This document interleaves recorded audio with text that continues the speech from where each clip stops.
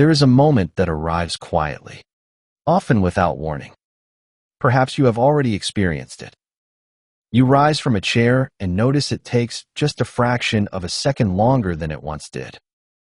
You reach for something on a high shelf and feel a slight hesitation in the muscles of your shoulder. You finish a sentence and realize the word you wanted hovered just beyond reach for a moment before arriving. These are small things. Insignificant, really. And yet they accumulate. They whisper a story about time passing, about capacities diminishing, about the slow retreat of the body from its former certainties. Most people over 65 interpret these whispers as inevitable. They assume this is simply what aging means, a gradual decline that must be accepted with grace. But this assumption, as natural as it feels, may be concealing something important. The body does not decline uniformly. It does not fade on a fixed schedule. What presents itself as aging is often something else entirely. A collection of responses to conditions that can be changed, adaptations to habits that can be adjusted, accumulated effects of choices that remain, at any age, open to revision. The mistake most people make is confusing the passage of time with the loss of capacity. They assume the two are the same. But the research tells a different story. Much of what is attributed to aging is actually something more hopeful. It is the body responding to how it has been used, or not used.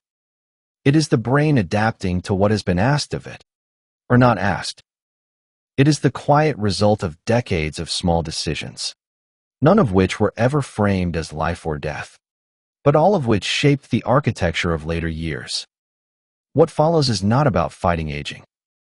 It is about understanding what aging actually is, and what it is not.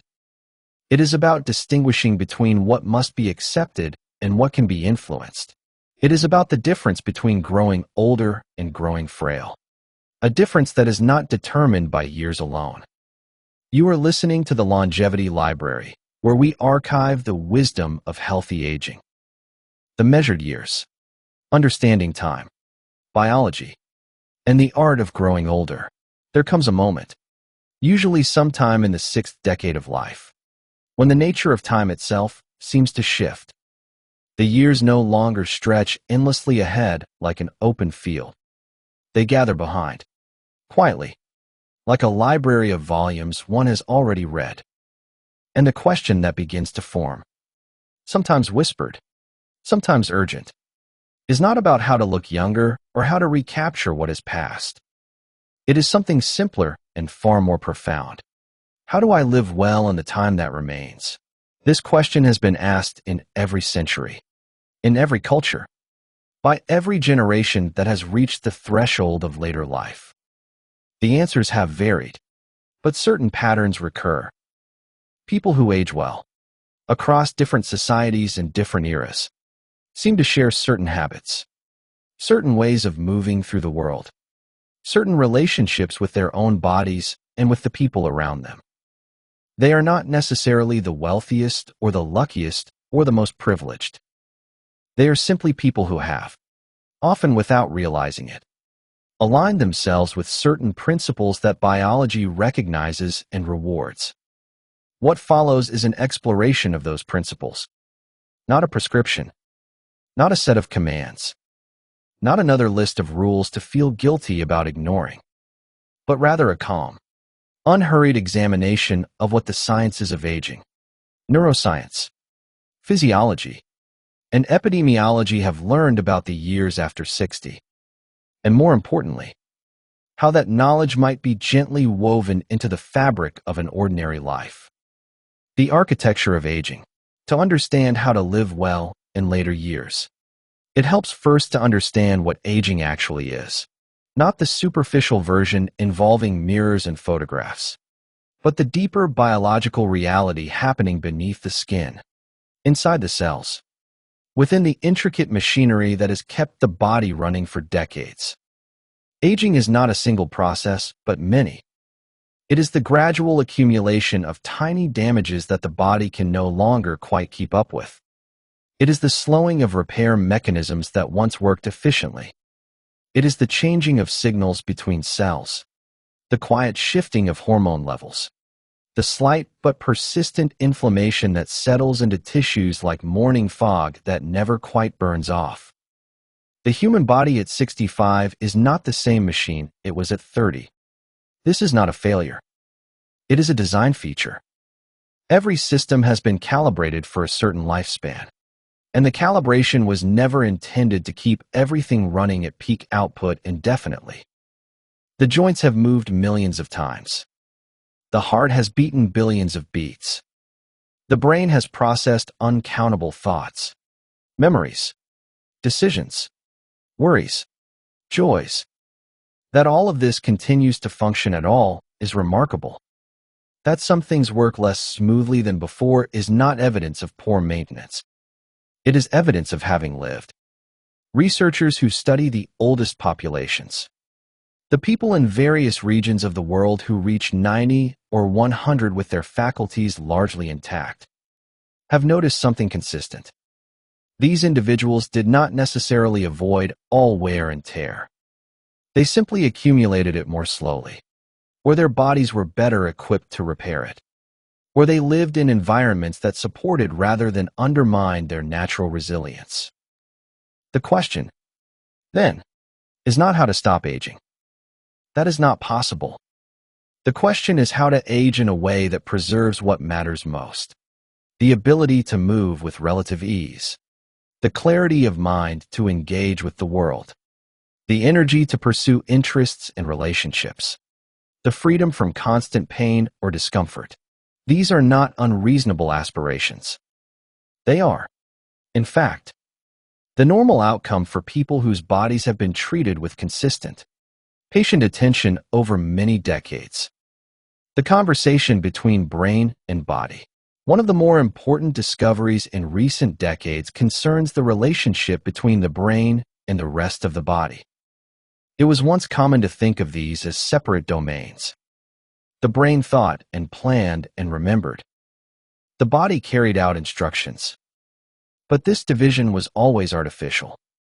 The brain and body are in constant, two-way communication, and the health of one directly affects the health of the other.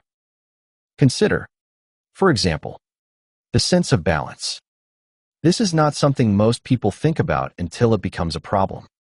But balance is an extraordinarily complex function requiring input from the inner ear, the eyes, the joints, and the muscles, all coordinated by the brain in milliseconds.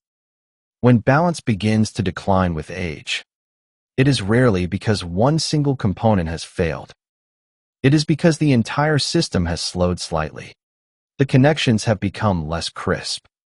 The brain receives slightly degraded information and responds slightly less efficiently. This is why falls are such a significant concern in later life. They are not simply accidents. They are the visible outcome of a gradual degradation in the brain-body conversation.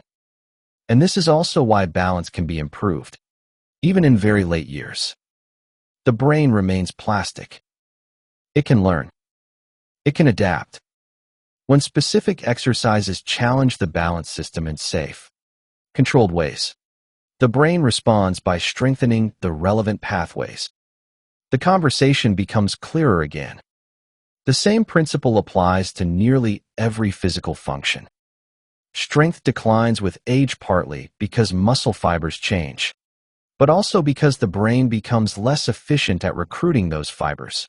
When an older person begins strength training, the early improvements come not from muscle growth, but from the brain learning to activate existing muscle more effectively. The body follows the brain's lead. This means that the common assumption, that physical decline is purely a matter of tissues wearing out, is incomplete. Much of what is called aging is actually a gradual reduction in use. The body adapts to what is asked of it. When less is asked, less is delivered. When consistent, reasonable demands are maintained, the body continues to meet them. The quiet role of inflammation. If there is a single biological process that connects most of the undesirable aspects of aging, it is inflammation. Not the acute inflammation of an infected wound or a sprained ankle, which is healthy and necessary, but the low-grade, persistent inflammation that can settle into tissues and remain there for years. Invisible but destructive. This type of inflammation has been linked to changes in the brain, to stiffening of blood vessels, to joint discomfort, to metabolic disturbances, to the slowdown of repair processes throughout the body. It is not a disease in itself, but it creates an environment in which diseases are more likely to take hold. What drives this inflammation is not always obvious. Sometimes it is the cumulative effect of years of dietary patterns that consistently challenge the body. Sometimes it is the result of disrupted sleep, which prevents the normal nightly reduction in inflammatory markers. Sometimes it is related to chronic stress, which keeps certain stress hormones elevated, and those hormones, over long periods, promote inflammation. Sometimes it is simply the presence of excess body fat, particularly around the midsection, which actively produces inflammatory signals. The encouraging news is that inflammation responds to lifestyle. It is not a fixed condition. When people change how they eat, how they sleep, how they manage stress, how active they are, inflammatory markers often improve. The body is constantly monitoring its internal environment and adjusting. Give it better conditions, and it will gradually quiet the inflammatory noise. This is not about eliminating all inflammation. That would be impossible and undesirable. But it is about not constantly provoking the inflammatory response, not keeping it switched on when it should be resting. The body, like any system, functions best when it is allowed to cycle between activity and recovery. The architecture of daily movement. There is a tendency, when discussing physical activity for older adults, to focus on exercise. Structured, intentional, scheduled exercise. This is valuable, but it represents only a fraction of what movement actually is. The rest is simply how one lives. Consider two individuals of the same age. One sits for most of the day, then goes to the gym for 45 minutes of vigorous exercise. The other never formally exercises, but spends the day moving frequently, walking to the store, gardening, climbing stairs, puttering around the house, standing while talking on the phone, bending and reaching and carrying. Over the course of a week, the second person may accumulate far more total movement than the first, and their body may be better off for it. This is not an argument against structured exercise. It is an argument for broadening the definition of what counts. The body evolved to be in nearly constant low-level motion, not to be still for hours punctuated by brief bursts of intensity. The joints need to move through their full ranges regularly to maintain lubrication and flexibility. The muscles need to be lightly loaded frequently to maintain their metabolic activity. The cardiovascular system benefits from frequent gentle demands, not just occasional peak challenges. For someone in later life, the goal might be to weave movement into the fabric of the day so thoroughly that it stops feeling like a separate activity. Parking farther from the store entrance. Taking the stairs not because it is good exercise, but because it is simply how one gets from one floor to another. Standing while reading. Walking while talking on the phone. Gardening not as a chore, but as a way of interacting with the outdoor world. These small choices, repeated thousands of times, shape the body as surely as any gym routine. The body adapts to what it does repeatedly. If what it does repeatedly is sit, it becomes very good at sitting. If what it does repeatedly is move, it remains capable of moving. The difference between these two outcomes is not genetics or luck. It is the accumulated effect of countless small decisions made over many years. Strength as a reserve. Muscle mass peaks somewhere in the third or fourth decade of life, then begins a slow, gradual decline. This decline is often described as inevitable, and to some extent it is. But the rate of decline varies enormously between individuals, and much of that variation is within personal control. Muscle is not just for lifting things or moving through space. It is a metabolic organ. It stores energy. It consumes glucose. It produces signals that influence inflammation throughout the body. When muscle mass declines significantly, these functions are impaired. Blood sugar regulation becomes more difficult. Inflammation tends to rise. The body's reserve capacity, its ability to handle stress or illness or injury, diminishes. This is why strength matters in later life. Not for athletic performance or appearance, but for resilience. A person with good muscle strength who falls is less likely to be seriously injured. A person with good muscle strength who falls and is injured recovers more quickly. A person with good muscle strength facing a serious illness has more metabolic reserve to draw upon. Strength is not about being able to lift heavy weights in the gym. It is about having a buffer, a margin of safety, a reserve of capacity that can be called upon when things go wrong. Building and maintaining this reserve does not require dramatic effort. The principle is simple. Muscles need to be challenged regularly, not exhausted, not pushed to failure, but consistently asked to do slightly more than they find comfortable. This challenge signals the body to maintain the tissue. Without the signal, the body assumes the muscle is not needed and quietly reabsorbs it. For someone who has never done any form of strength training, beginning in later life still produces benefits. The muscle fibers respond. The nervous system learns to coordinate movement more efficiently. The bones, which also respond to loading, may become slightly denser. These changes happen more slowly than in youth, but they happen. The body remains capable of adaptation as long as it is alive. The brain's continual remodeling.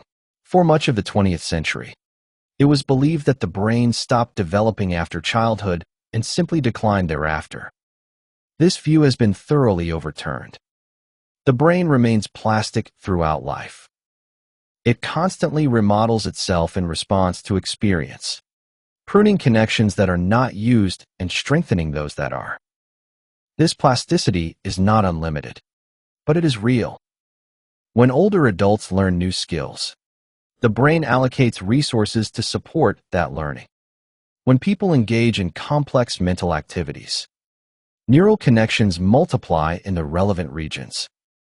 When people remain socially connected, the brain regions involved in social cognition remain active and well supported. The practical implication is that cognitive decline is not a single inevitable slide. Different mental functions follow different trajectories. Some, like processing speed, do tend to slow with age. But others, like vocabulary and accumulated knowledge, often continue to grow. Wisdom, which might be defined as the ability to recognize patterns and make sound judgments based on long experience, is not something that declines. It is something that accrues. The challenge is to maintain the conditions that support ongoing brain health. These conditions are remarkably similar to those that support physical health. Regular movement increases blood flow to the brain. Good sleep allows the brain to clear metabolic waste and consolidate memories. Social engagement provides cognitive stimulation that cannot be replicated by solitary activities. Managing stress prevents the prolonged elevation of hormones that can damage brain cells over time. There is no single activity that guarantees brain health. Crossword puzzles, often recommended, primarily improve skill at crossword puzzles. Learning a new language, which requires the brain to build entirely new systems of representation, may be more broadly beneficial. But the larger principle is that the brain needs variety, novelty, and challenge. It needs reasons to keep remodeling. When life becomes completely predictable and routine, the brain has less to do and adapts accordingly. The architecture of rest. Sleep changes with age. It becomes lighter, more easily disrupted, less deep. People wake more frequently during the night and may have trouble falling back asleep. They spend less time in the deepest stages of sleep and in the dreaming stage known as REM. These changes are normal. They are not necessarily signs of a sleep disorder, but they matter. Sleep is not merely a passive state of rest. It is an active period of maintenance. During deep sleep, the brain clears away metabolic byproducts that accumulate during waking hours. During REM sleep, it processes emotional experiences and consolidates certain types of memory.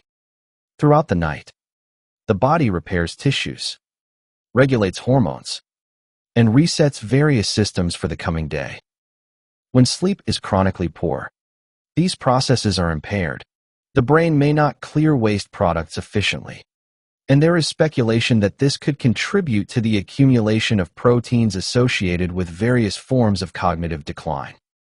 The body may not regulate blood sugar as well. Inflammation may rise. Mood may suffer. The entire organism operates at a slight disadvantage. Improving sleep does not always require dramatic interventions.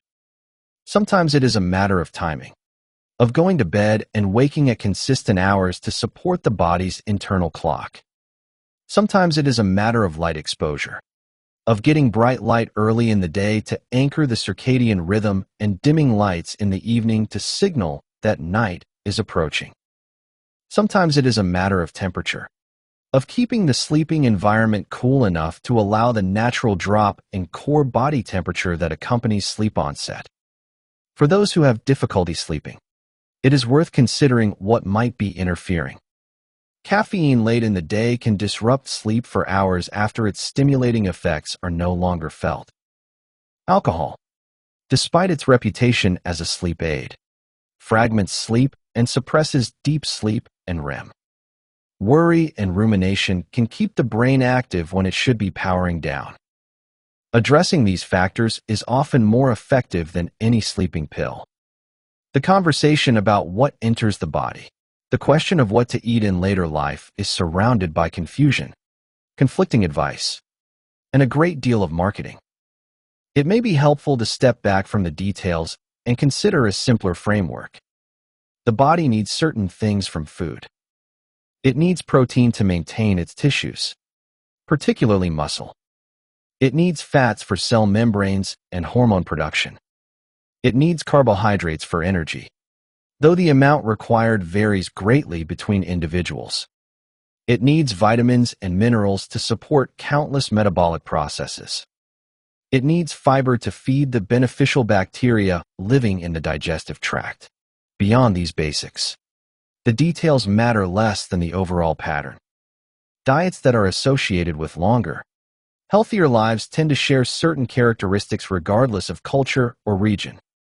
They are built around whole foods rather than processed products. They include plenty of plants, which provide fiber and various compounds that seem to support health. They include protein from various sources. They do not rely heavily on sugar or refined grains. They are sustainable over long periods, not restrictive in ways that create constant struggle. The digestive system also changes with age. It may produce less of certain digestive enzymes. The muscles of the digestive tract may move food through more slowly. The community of gut bacteria may shift in composition. These changes mean that some foods that were easily tolerated in earlier years may become problematic. Listening to the body's signals, noticing how different foods affect digestion and energy, becomes increasingly important.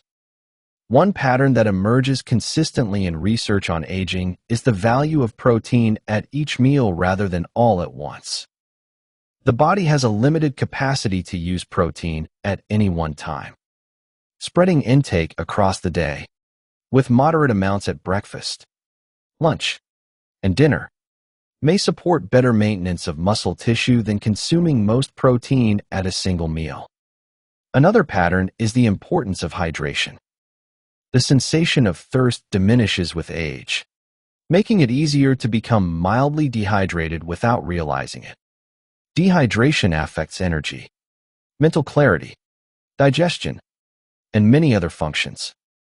Making a habit of drinking water regularly, not just when thirsty, is a simple practice with broad effects. The microbial universe within the digestive tract contains trillions of bacteria, collectively called the gut microbiome. These are not invaders or parasites. They are essential partners in human health. They help digest certain foods that human enzymes cannot break down. They produce vitamins. They train the immune system. They send signals that influence mood and appetite. The composition of this microbial community shifts with age, and these shifts may have consequences. Some of the bacteria that seem particularly beneficial may decline. Diversity, which is generally associated with better health, may decrease. These changes are influenced by diet, by medications, by illness, by the general environment. Supporting the gut microbiome is not complicated.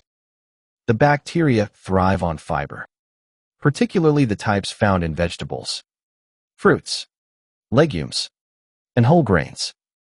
Different bacteria prefer different types of fiber, which is why variety matters.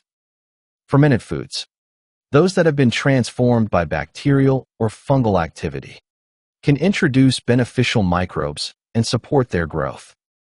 Foods like yogurt with live cultures, kefir, sauerkraut, kimchi, and certain other fermented preparations have been associated with greater microbial diversity and lower markers of inflammation. The relationship between the gut microbiome and the rest of the body is bidirectional.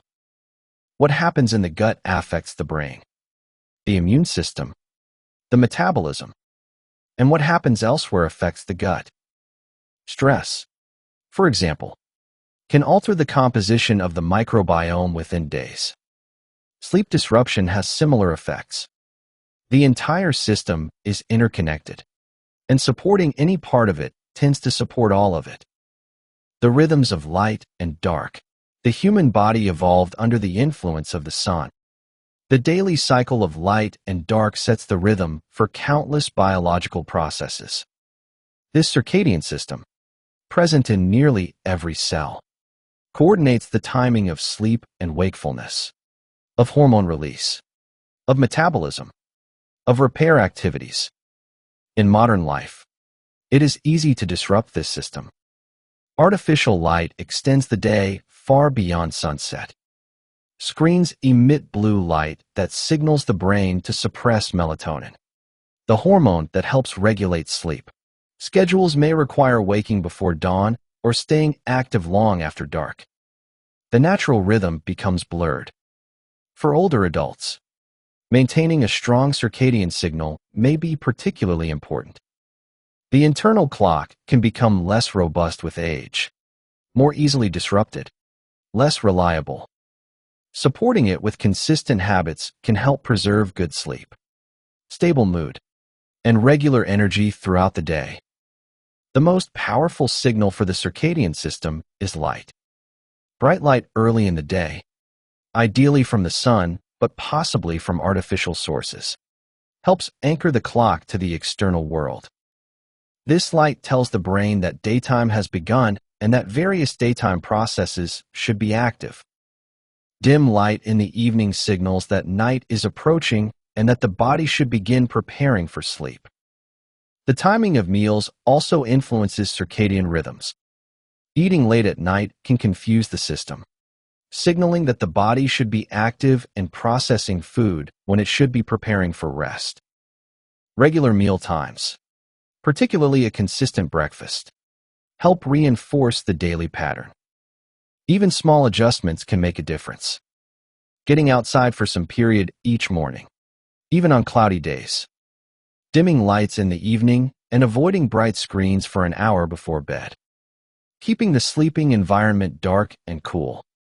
These practices do not require dramatic lifestyle changes, but they support the body's natural rhythms in ways that accumulate over time.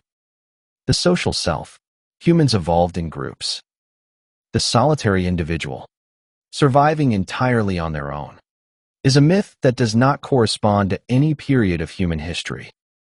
The body and brain developed in contexts where social connection was the norm, where isolation was dangerous, where cooperation was necessary for survival. This evolutionary history is still present in human biology. Social connection affects stress hormones, inflammation, cardiovascular function, cognitive performance. People with strong social ties tend to live longer and healthier lives than those who are isolated. This is not a small effect. In large epidemiological studies, the difference in mortality between socially connected and socially isolated individuals rivals the difference between smokers and non-smokers. The mechanisms are multiple. Social interaction provides cognitive stimulation, requiring the brain to process language, interpret expressions, respond appropriately. It provides emotional support, buffering the effects of stress. It provides practical support, someone to call when help is needed. It provides accountability and encouragement for healthy behaviors. It provides meaning and purpose, reasons to get up in the morning. For those in later life, maintaining social connections may require more effort than it once did. Retirement removes the daily contact with colleagues. Friends may move away or pass away. Family may live at a distance. Mobility limitations may make it harder to get out. These are real challenges, and they require intentional responses. The response does not have to be dramatic. It can be a regular phone call with an old friend. It can be participation in a group that meets regularly around a shared interest. It can be volunteering, which provides both social contact and a sense of purpose. It can be making an effort to connect with neighbors, to be part of a community, however loosely defined. The specific form matters less than the consistent presence of others in one's life. Purpose and the shape of days. One of the more interesting findings in the study of aging populations concerns the role of purpose. People who have a reason to get up in the morning, who feel that their lives have meaning, who have goals or projects or responsibilities that matter to them, tend to live longer and maintain better function than those who do not. This holds true across cultures, and after accounting for other factors like health and wealth, purpose does not have to be grand. It does not have to involve saving the world or achieving fame. It can be tending a garden. It can be helping to raise grandchildren. It can be pursuing a craft or art form. It can be maintaining a home. It can be caring for a pet. It can be volunteering for a cause. It can be continuing to learn, to explore, to understand.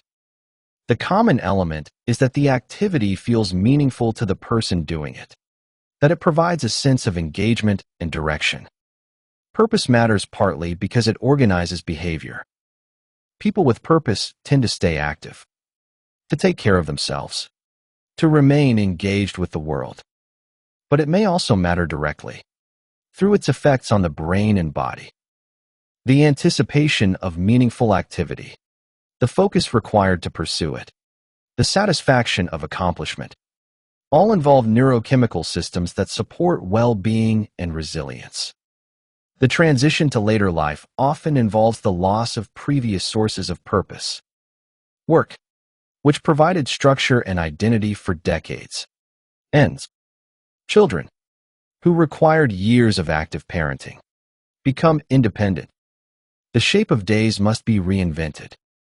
This is not always easy, but it is possible. And many people find that later life offers opportunities for forms of purpose that were not available earlier, forms that are more freely chosen, more aligned with genuine interests, less constrained by obligation. The management of stress. Stress is not inherently harmful.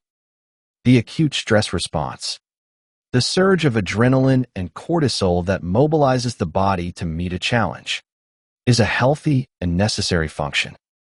It is what allows humans to respond to danger, to perform under pressure, to rise to occasions. The problem arises when the stress response is activated too often or fails to shut off. When cortisol remains elevated for long periods, it begins to have damaging effects. It can suppress immune function. It can interfere with memory. It can promote inflammation. It can disrupt sleep. It can contribute to the accumulation of abdominal fat. It can accelerate the very processes of aging that people are trying to slow. Managing stress in later life is not about eliminating all challenges or avoiding all pressure. It is about ensuring that periods of stress are balanced by periods of recovery. It is about having practices that signal to the body that the emergency is over, that it is safe to return to baseline, that repair and restoration can resume. Different people find different practices effective for this purpose. For some, it is time in nature, away from the demands of daily life. For others, it is meditation or contemplative practice, learning to observe thoughts without being carried away by them. For others, it is physical activity, which burns off the metabolic byproducts of stress and triggers relaxation responses afterward. For others, it is creative expression, the absorption in music or art or writing that provides a mental escape. For others, it is simply time with loved ones, the comfort of familiar connection. The specific practice matters less than the regular rhythm of engagement and disengagement, of effort and recovery, of doing and being. The body needs both. Without enough challenge, it atrophies. Without enough recovery, it breaks down. The question of alcohol. Few topics in later life are as surrounded by confusion as alcohol. For decades, there were suggestions that moderate drinking, particularly of red wine, might be beneficial. These suggestions have not held up well under closer examination. Alcohol is a substance that can enter every cell of the body. It crosses the blood-brain barrier easily. It affects neurotransmitter systems, stress hormones, sleep architecture, the gut microbiome, the liver, the pancreas, the cardiovascular system. Its effects are widespread because it goes everywhere. The metabolism of alcohol creates a compound called acetaldehyde that is directly toxic to cells. This toxicity is not theoretical. It causes damage that the body must then repair. With regular consumption, even at levels once considered moderate, this damage accumulates. Studies have found associations between regular drinking and thinning of the cerebral cortex, the outer layer of the brain involved in memory, planning, and judgment. These effects appear even at consumption levels of 1 to 2 drinks per day. Alcohol also disrupts sleep. It may help with falling asleep initially, but it fragments sleep throughout the night and suppresses the deepest and most restorative stages. The sleep obtained after drinking is not the same as natural sleep. The brain does not complete its full maintenance program. The relationship between alcohol and cancer is well documented but not widely discussed. Alcohol consumption is associated with increased risk of several cancers, and this relationship appears to be dose-dependent. More alcohol, more risk.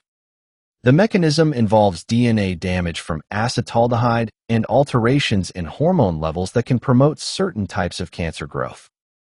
For those who choose to drink, understanding these effects allows for informed decisions. Having food in the stomach slows absorption. Staying well hydrated reduces some of the immediate effects. Supporting the gut microbiome with fermented foods may help counter some of the disruption alcohol causes. But these are mitigations, not solutions. The fundamental effects of alcohol on the body remain. The cumulative nature of choice. Perhaps the most important principle to emerge from the study of aging is that small choices accumulate. No single meal determines long-term health. No single missed night of sleep causes permanent damage. No single day of stress overwhelms the system. But thousands of meals, thousands of nights, thousands of days, shape the body in ways that become visible only after decades. This is encouraging. It means that perfection is not required. What matters is the overall pattern, the tendency, the direction. A diet that is generally good, with occasional indulgences, supports health. A pattern of regular movement, with occasional periods of inactivity, maintains function. A life that includes meaningful connection, with periods of solitude, provides resilience. It also means that change is possible at any age. The body is always adapting to current conditions.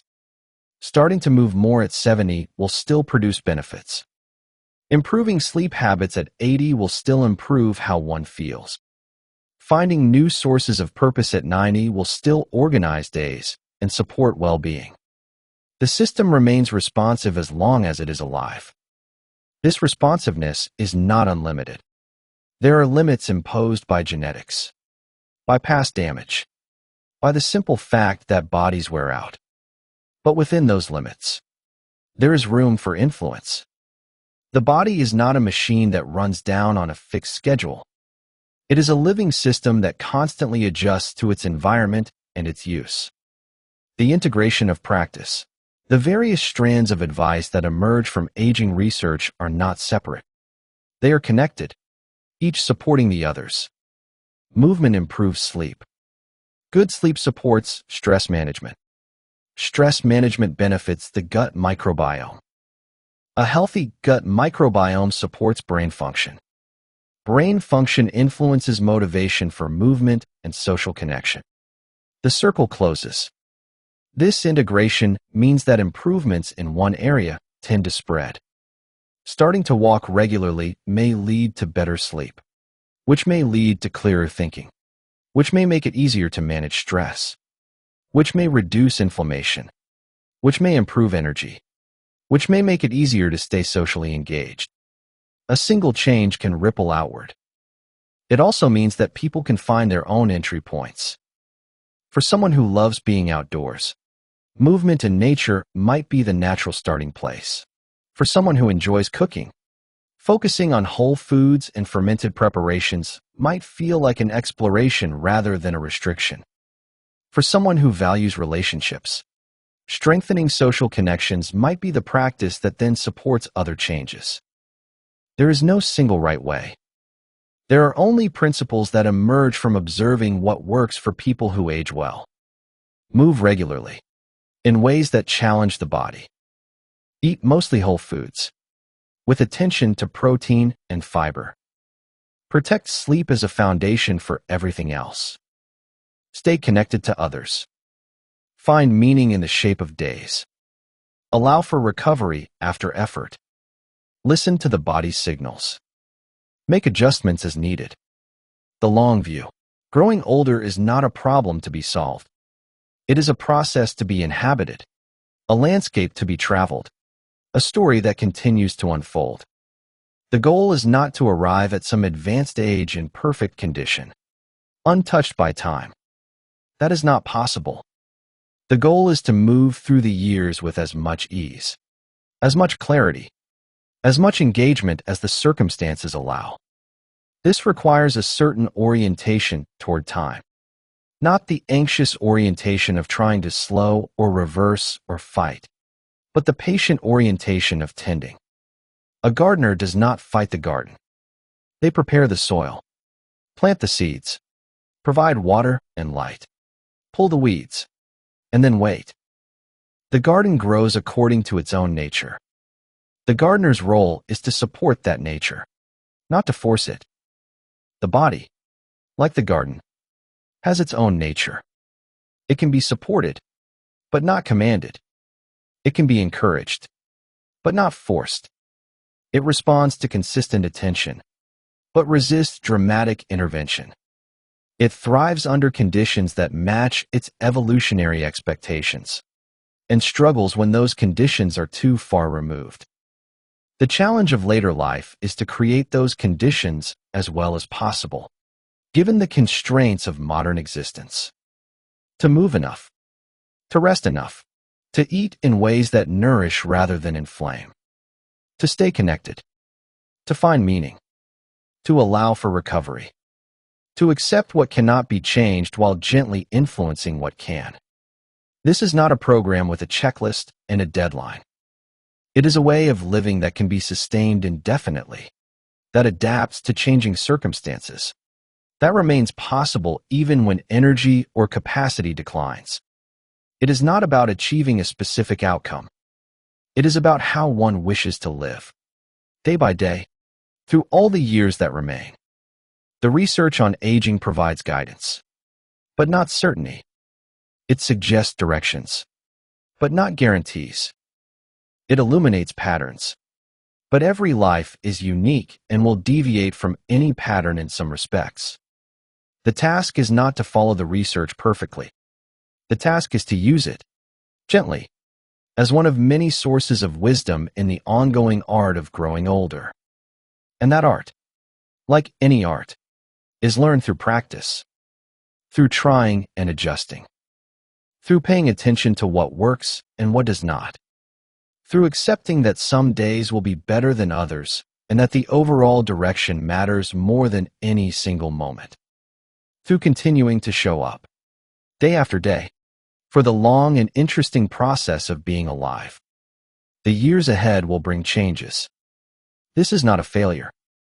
It is the nature of being alive. But the shape of those years, the texture of them, the degree of ease or struggle they contain, is not fixed in advance. It is being written every day by the smallest of decisions. How you move, what you eat, whether you rest, who you call, what you attend to. These are not heroic measures.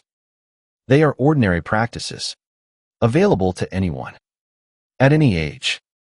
The single most important thing to understand about growing older is that the body and brain remain responsive.